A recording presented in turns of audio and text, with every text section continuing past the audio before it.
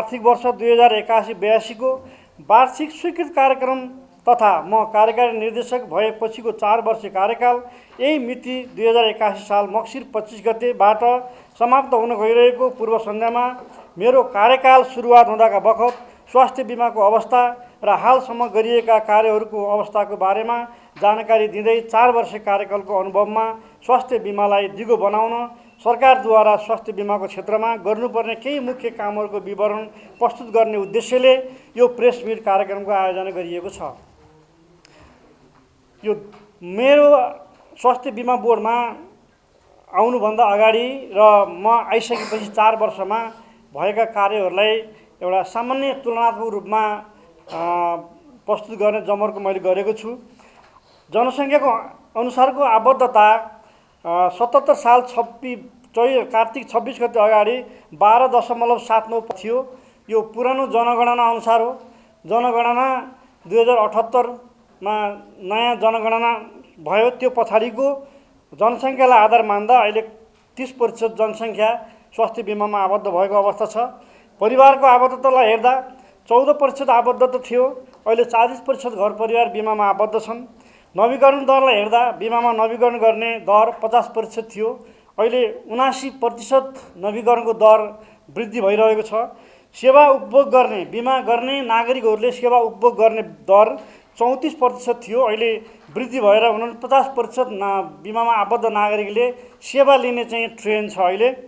र कानुन निर्माण नीतिगत दस्तावेजहरू स्वास्थ्य बिमा ऐन 2074 र स्वास्थ्य बिमा नियमावली 2075 मात्रै तयार भएको अवस्था थियो र अहिले स्वास्थ्य बिमा ऐन 2074 स्वास्थ्य बिमा नियमावली 2075 को अधीनमा रहेर करिब 18वटा कार्यविधि तयार भएर कार्यान्वयनमा गएको चाहिँ अवस्था छ। त्यस्तै लक्षित वर्ग नेपाल सरकारले 7 प्रकारका नागरिकहरूलाई लक्षित वर्ग किटान गरेको छ र लक्षित वर्गको बिमामा आबद्धता लक्षित वर्ग परिवार अति गरिब बीमित जनसङ्ख्या 4,40,809 भएको अवस्था थियो भने अहिले यो सङ्ख्या वृद्धि भएर 5,02,840 अति गरिब बीमित जनसङ्ख्या छ। यसमा के छ भने अति गरिब जनसङ्ख्याहरू अझै बिमाको दायराभित्र आबद्ध हुन सकिरहेको अवस्था छैन।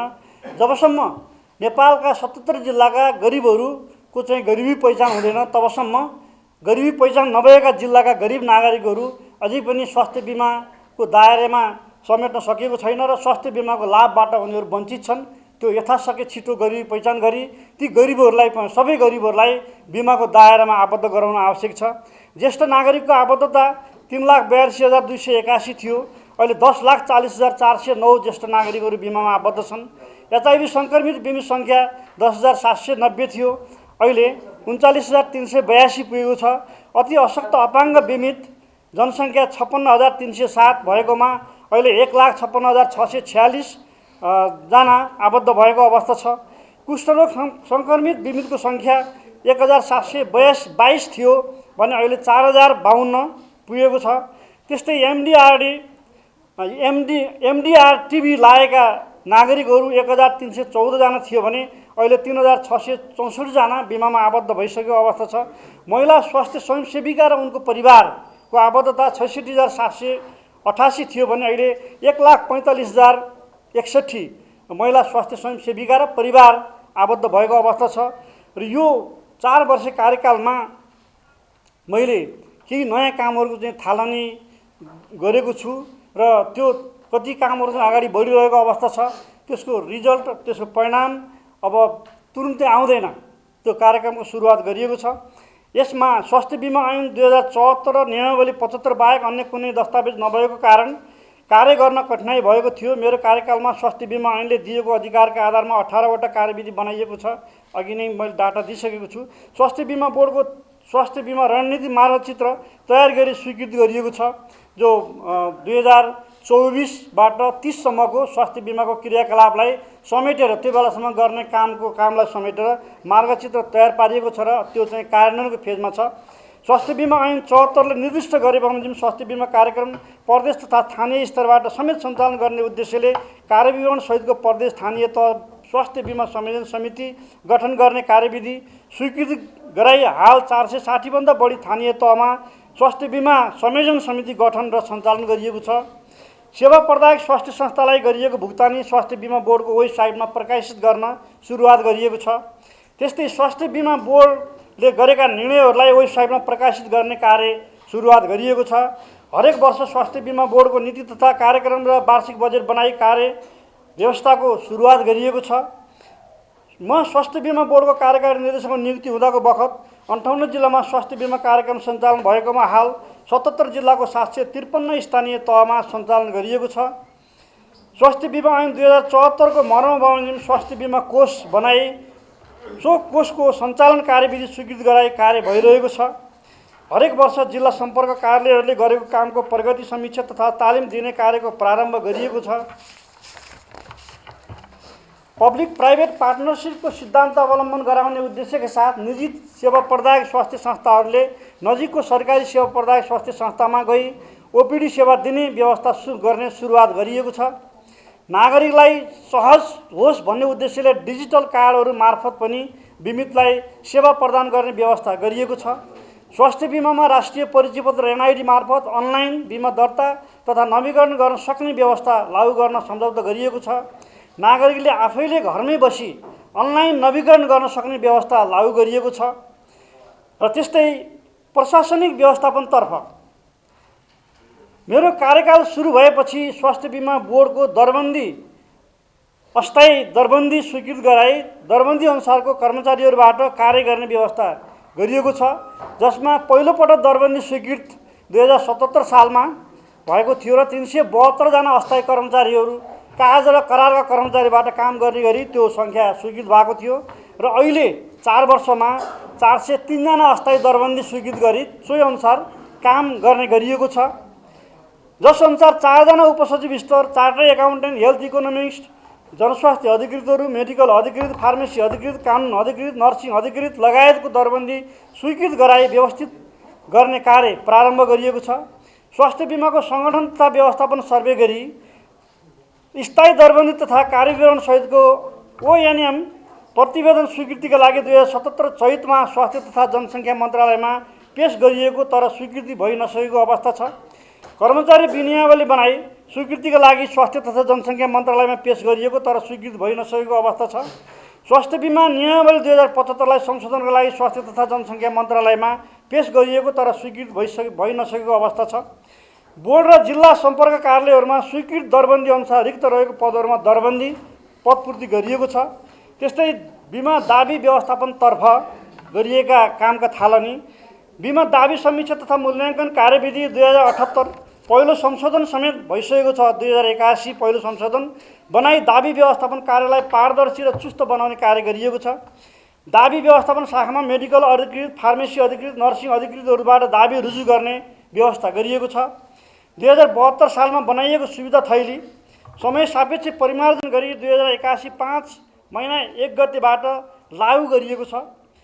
2077 726 देखि हालसम्म 2,38,29,164 वटा दाबीहरू फर्चित गरिएको छ। सेवा प्रदायक स्वास्थ्य संस्थाहरूले एपीआईको माध्यमबाट रियल टाइम दाबी गर्न सक्ने व्यवस्था गरिएको छ। त्यस्तै सूचना प्रविधि शाखाको व्यवस्थापनतर्फ गरिएका कामको थालनीमा अस्पतालहरूले जुनसुकै दाबी जुनसुकै समयमा बिमा व्यवस्थापन सूचना प्रणालीमा प्रविष्टि गर्न सक्ने कार्यलाई व्यवस्थित गरी पहिला 7 दिनसम्म गरिएको र पछाडि हाल रियल टाइम दाबी गर्न सक्ने गरी बिमा व्यवस्थापन सूचना प्रणाली इमिसलाई व्यवस्थित गरिएको छ। नागरिक बिमित हुँदा जुनसुकै साइकलमा बिमित भएका नागरिक जुनसुकै समयमा इमिसमा प्रविष्टि गर्न सक्ने हुँदा पारदर्शी र नागरिकले बेहोर्नु परेको झन्झटिलो व्यवस्थालाई साइकलभित्रै इमिसमा प्रविष्टि गरिन सक्नुपर्ने गरी व्यवस्थापन गरिएको छ। नागरिकले आफ्नो विवरण आफैले हेर्न सक्ने गरी एचआईभी प्रोफाइल, एचआईभी इनरोलमेन्ट लगायतका एप्सहरू सञ्चालन गरिएको छ। नेपाल सरकारले सञ्चालनमा ल्याएको नागरिक एप्सबाट समेत विवरण हेर्न र नवीकरण गर्न सक्ने गरी समावेश गरिएको छ। त्यस्तै सेवा प्रदायक स्वास्थ्य संस्थाहरूको व्यवस्थापनतर्फ गरिएको कामको थालनीमा सेवा प्रदायक स्वास्थ्य संस्था सूचीकरण सम्बन्धी कार्यविधि 2078 स्वीकृत गराई अस्पतालहरूलाई सूचीकरण गर्ने कार्यमा व्यवस्थित गरिएको छ। सूचीकरणका लागि कार्यविधिले निर्दिष्ट गरे अनुसारको मापदण्डको चेकलिस्ट बनाई अनुगमन गर्ने व्यवस्था गरिएको छ। स्वास्थ्य बिमा ऐन 2074 र स्वास्थ्य बिमा नियमावली 2075ले गरेको व्यवस्था बमोजिम कार्य नगर्ने करिब 28वटा सेवा प्रदायक स्वास्थ्य संस्थाहरूलाई कारबाही सूचीबाट हटाइएको छ। अस्पतालहरूले प्रदान गर्ने सेवालाई चुस्त दुरुस्त र पारदर्शी बनाउने उद्देश्यले नियमित अनुगमन गर्न सक्ने गरी 5 सदस्यीय अनुगमन समिति गठन गरिएको छ र विविधको चापको आधारमा नागरिकलाई सेवा प्रदान गर्न स्वास्थ्य बिमा ऐन 2074, स्वास्थ्य बिमा नियमावली 2075 र सेवा प्रदायक स्वास्थ्य संस्था सूचीकरण सम्बन्धी कार्यविधि 2078 को मापदण्डभित्र रहेर आवश्यकता अनुसार विभिन्न अस्पतालहरूलाई सूचीकरण गर्ने कार्य गर्न सुरु गरिएको छ। त्यस्तै स्वास्थ्य बिमा बोर्डले अब आगामी वर्ष, आगामी दिनहरूमा के कस्ता कार्यक्रमहरू राखेको छ, के कस्ता कामहरू गर्ने योजना राखेको छ भन्ने कुरा स्वास्थ्य बिमा बोर्डले प्रत्येक वर्ष बनाउने नीति तथा कार्यक्रममा समेटिएको हुन्छ र अब आगामी यो वर्ष 81-82 आर्थिक वर्ष 81-82 मा स्वास्थ्य बिमा बोर्डले काम गर्नको लागि नीति तथा कार्यक्रमहरू बनाएको छ। त्यो नीति तथा कार्यक्रममा नै गरिने कामहरू चाहिँ सबै स्पष्ट रूपमा चाहिँ राखिएको छ र यो वर्ष 81-82 मा 14वटा नीति तथा कार्यक्रमहरू बनाएर स्वास्थ्य बिमा बोर्डले यसलाई अगाडि सारेको छ र त्यही अनुसार योजना बनाएर कार्य सम्पादन गर्ने काम अब गर्ने लक्ष्य राखेको छ। यसमा 14वटा नीति तथा कार्यक्रमहरू छन्। यसमा मुख्यतः अब आउने वर्ष स्वास्थ्य बिमा बोर्डले दाबी समीक्षालाई व्यवस्थित बनाउनको लागि एआई मार्फत दाबी मूल्याङ्कन तथा समीक्षा गर्ने व्यवस्थालाई प्रमुख रूपमा लिएको छ र आवश्यकता अनुसार चाहिँ थर्ड पार्टीलाई पनि बिमा समीक्षा, स्वास्थ्य बिमा समीक्षा तथा मूल्याङ्कनमा चाहिँ त्यसलाई पनि लागू गर्न सकिन्छ कि भनेर अध्ययन गर्ने योजना राखेको छ। त्यस्तै धेरै 14वटा बुँदाहरू अति महत्त्वपूर्ण बुँदाहरू चाहिँ समेटेर नीति तथा कार्यक्रम बनाएर हामी पेश गरिएको छ। विशेष गरेर तिनै तह सरकारलाई हामी केही बिमा कार्यक्रम सञ्चालन गर्दै 4 वर्षको अनुभवले के देखाए भने यो गर्न उचित हुन्छ, यो गर्न आवश्यक छ भनेर सुझावको रूपमा हामी बिमा बोर्डले प्रस्तुत गर्दै आइरहेको छ। फेरि पनि म यो प्रेस मिटको सन्दर्भमा यहाँहरू सामु यी कुराहरू चाहिँ राख्न चाहन्छु। स्वास्थ्य बिमालाई दिगो बनाउन गरिनुपर्ने कार्यहरू नेपाल सरकारको बजेट वक्तव्य र वार्षिक बजेटले तय गरेका अनुरूपका आमा सुरक्षा कार्यक्रम, एड्स तथा यौन रोग, क्षयरोग, नवजात शिशु कार्यक्रम, गरिब तथा असहाय बिरामीहरूलाई निःशुल्क उपचार तथा आहार, 15 वर्ष मुनिका क्यान्सर पीडित र मुटु रोगी बालबालिकाको निःशुल्क उपचार, 75 वर्ष माथिका मुटु रोगीको निःशुल्क उपचार, बाथ रोगीहरू निःशुल्क भाल्भ, ऋण तथा शल्यक्रिया जस्ता सबै प्रकारका निःशुल्क कार्यक्रमहरूलाई, निःशुल्क सामाजिक स्वास्थ्य सुरक्षाका कार्यक्रमहरूलाई एकद्वार प्रणालीमा व्यवस्थित गरी स्वास्थ्य बिमा कार्यक्रममा अनिवार्य आबद्ध गर्नुपर्दछ। स्वास्थ्य तथा जनसङ्ख्या मन्त्रालयको वार्षिक बजेटमा नेपाल सरकारले यस्ता कार्यक्रममा ठुलो रकम विनियोजन गरेको देखिन्छ। यस्ता दोहोरो कार्यक्रमहरूलाई अनिवार्य स्वास्थ्य बिमामा आबद्ध गरी एकद्वार प्रणाली अपनाउनु पर्ने हुन्छ। स्वास्थ्य बिमाको दायरालाई फराकिलो बनाउनु पर्ने हुन्छ। स्वास्थ्य बिमाको स्थायी सङ्गठन संरचना स्वीकृत गरी आफ्नै कार्यविवरण अनुसारको कर्मचारीहरूबाट सञ्चालन पर्ने हुन्छ। हालको कमजोर सूचना प्रविधिलाई स्तरोन्नति गरी आर्टिफिसियल इन्टेलिजेन्ट एआई माध्यमबाट सञ्चालन गरिनुपर्ने। हालको कमजोर सूचना त्यस्तै कतिपय संस्थाहरू सामाजिक सुरक्षा कोष, सञ्चय कोष, विभिन्न ब्याङ्कहरू लगायतले यो स्वास्थ्य बिमाको समानान्तर कार्यक्रमहरू सञ्चालन गरेका छन्। यस्ता कार्यक्रम सञ्चालन गरेका दोहोरो कार्यक्रमहरूलाई पनि स्वास्थ्य बिमा बोर्ड मार्फत नै सञ्चालन गर्नुपर्ने एकद्वार रणनीतिको अवलम्बन गर्नुपर्दछ। नेपाल सरकारको ढुकुटीबाट तलब खाने कर्मचारी, संस्थान तथा वित्तीय क्षेत्रमा काम गर्ने कर्मचारी, सङ्गठित क्षेत्रमा काम गर्ने कर्मचारीहरूलाई योगदान रकमको केही अंश स्वास्थ्य बिमा नियमावलीको अनुसूची 1 बमोजिम रोजगारदाताले बिहोर्ने गरी अनिवार्य बिमा गराउने व्यवस्था गर्ने। यो भने के भने स्वास्थ्य बिमा ऐन र स्वास्थ्य बिमा नियमावलीमा स्पष्ट किटान गरिएको सबै सङ्गठित क्षेत्रका कर्मचारी तथा कामदारहरूलाई बिमामा अनिवार्य आबद्ध गराउनुपर्छ। आबद्ध गर्दाखेरिमा स्वास्थ्य बिमा नियमावलीको अनुसूची 1 मा गरिएको व्यवस्था अनुसार योगदान रकम लिएर आबद्ध गराउनुपर्छ भन्ने कुरा हो। यो बिमामा आबद्ध नभई सरकारबाट उपलब्ध गराइने कुनै पनि निःशुल्क स्वास्थ्य सेवा उपलब्ध नगराउने गरी निःशुल्क स्वास्थ्य सेवालाई बिमासँग आबद्ध गर्ने, योगदान बापत प्राप्त हुने रकमबाट बिमा कोषको आकार मजबुत नहुन्जेलसम्म सरकारी स्वास्थ्य संस्थाको स्तर वृद्धि तथा पूर्वाधार विकासमा सरकारले लगानी गर्ने, किनकि स्वास्थ्य संस्था सक्षम र गुणस्तरीय नभई बिमितलाई बिमातर्फ आकर्षित गर्न सकिँदैन। गरिब तथा विपन्न परिवारको योगदान रकम सरकारले बिहोरी दिने, प्रयोजनको लागि गरिब परिवार परिचय पत्र यथाशीघ्र वितरण गर्ने, चुरोट, रक्सी, चिसो पेय पदार्थ, कोकाकोला, जुस आदिको प्रयोगले नागरिक बिरामी हुने अनि तिनीहरूको निःशुल्क उपचारमा राज्यले अरबौं रुपियाँ खर्चनु परेको अवस्था छ। तसर्थ यस्ता उत्पादन तथा बिक्री वितरणमा मनज्ञ कर असुल गरी उक्त रकम स्वास्थ्य बिमा कार्यक्रममा लगानी गर्ने। यी सबै कार्यहरू चाहिँ गर्दाखेरि स्वास्थ्य बिमा कार्यक्रमलाई दिगो रूपमा सञ्चालन गर्न सकिन्छ। अहिले देखिएको अप्ठ्यारो के छ भने, मैले अघि नै भने 40% घर परिवार बिमामा आबद्ध छ। 79%ले बिमा नवीकरण गरेको अहिलेको नयाँ ट्रेन्ड छ। 50%बाट वृद्धि हुँदै 79%सम्म पुगेको छ र स्वास्थ्य बिमा ऐनले सबै नेपाली नागरिक बिमामा आबद्ध हुनुपर्छ भनेको छ र त्यसलाई कार्यान्वयन गरिएको छैन। अहिले बिमामा आबद्ध हुनको लागि चाहिँ स्वैच्छिक छ। स्वैच्छिकमा नियमित रूपमा औषधि खानुपर्ने र रोग लागेका नागरिकहरू बिमामा आबद्ध हुने खालको चाहिँ त्यो परम्परा यो चाहिँ धेरै त्यो बढेको छ र धेरै मान्छेहरू अब बिमामा आबद्ध हुनबाट बाँकी छैनन्। गरिबको परिचय पत्र पाएकादेखि बाहेक अरूहरू चाहिँ लगभग बिमा छ है, अब बिमा गर्नुपर्छ, बिमाले हाम्रो सेवा गर्छ, बिमाले हाम्रो उपचार गर्छ भन्ने नागरिकको मनमा पुगिसकेको छ। त्यसैले रोगी र औषधि खानुपर्ने नागरिकहरू बिमामा आबद्ध हुनुभएको छन् र अरू निरोगी नागरिकहरू चाहिँ बिमामा आबद्ध हुने जुन त्यो दर छ त्यो कम छ। त्यसैले अब 3500 अहिलेको प्रिमियमको दर छ। 1 लाखको सुविधा छ एउटा परिवारमा हैन। 3500 रुपियाँ प्रिमियम तिरेर 1 लाखको सुविधा लिनेको सङ्ख्या बढ्न थालेपछि पक्कै पनि सेवाको दर बढ्छ र शोधभर्ना गर्ने रकम पनि वृद्धि हुन्छ हैन।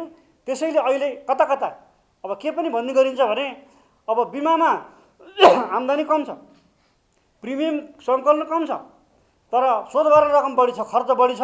त्यसैले यो स्वास्थ्य बिमा कार्यक्रम सञ्चालनमा अब यता कता कुराकानीहरू आउँछन्, कसरी चल्छ कार्यक्रम कसरी चल्छ, यो हुँदैन, चल्न सक्दैन भन्ने खालको कुरा छ। तर त्यो होइन। बिमा कार्यक्रम स्वास्थ्य बिमा कार्यक्रम सरकारको दायित्वभित्रको कार्यक्रम हो र यसलाई चाहिँ दिगो रूपमा आफै सञ्चालन गर्ने विभिन्न आधारहरू छन् हैन। त्यो आधारहरू पुरा गरेपछि अनि यो बिमालाई सरकारले सहयोग गर्नु पर्दैन। जुन अहिले प्रत्येक वर्ष 7.5 अर्ब सरकारले चाहिँ अनुदानको रूपमा सहयोग गर्छ, त्यो अनुदान दिने काम चाहिँ सरकारले सधैँ गर्नु पर्दैन। जब यसैलाई नै आफै सस्टेन भएर चल्न सक्ने, आफै दिगो रूपमा चल्न सक्ने बनाइन्छ अनि सरकारले चाहिँ त्यो अनुदानको रकम दिनु पर्दैन। भोलि स्वास्थ्य बिमालाई सरकारले हेर्ने होइन, सरकारलाई स्वास्थ्य बिमाले हेर्ने हो, त्यो खालको अवस्था सिर्जना हुन्छ। कुन बेला जब यो जुन अहिले मैले भर्खर वाचन गरेँ यी कुराहरू पुरा भएको अवस्थामा सरकारले स्वास्थ्य बिमा कार्यक्रमलाई होइन, स्वास्थ्य बिमा कार्यक्रमले सरकारले हेर्ने त्यो दिन आउँछ। यो गर्नु चाहिँ आवश्यक छ।